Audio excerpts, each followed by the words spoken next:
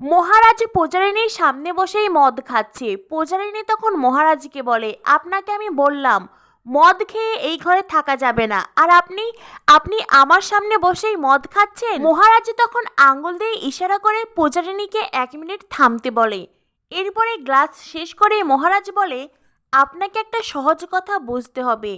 ঠাম্মি মিলি সকলে আপনাকে যতই বলুক এইটা আপনার ঘর, আদতে কিন্তু এটা আমারই ঘর। এইটা হলো মহারাজের শয়নকক্ষ, তাই এই ঘরে মহারাজের মর্জি, শেষ কথা, ব্যাস।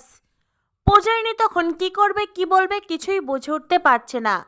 দুঃখে কষ্টে পূজারিনী মহারাজকে বলে, আপনার বাবা বলেছিলেন আপনি খুব ভালো ছেলে, আর আপনার ঠাম্মি তিনি তো আরো 1 কাঠি ওপরে, তিনি বলেছিলেন আপনি নাকি হীরের টুকরো। আসলে আপনার বাবা আপনার ঠাম্মি ওনারা আপনাকে চিনতেই পারেননি, ওনারা জানেনই না আপনি কতটা নির্লজ্জ, কতটা বেহায়া।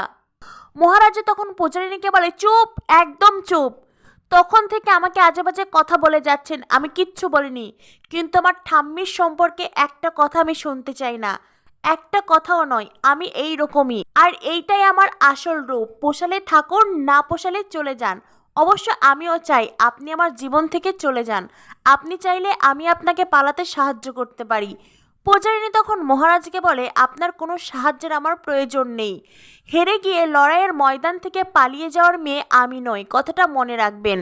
মহারাজ তখন পূজারিনীকে বলে, এই সরুন তো, তখন থেকে অনেক কথা বলেছেন, এখন আমার ঘুম পেয়েছে।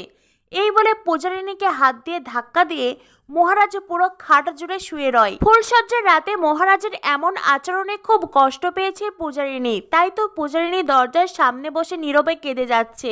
আর অন্যদিকে মদ খেয়ে মহারাজের কোনো হুঁশ নেই। মহারাজ সারা বিছানা জুড়ে হাত পা ছড়িয়ে শান্তির ঘুম ঘুমাচ্ছে।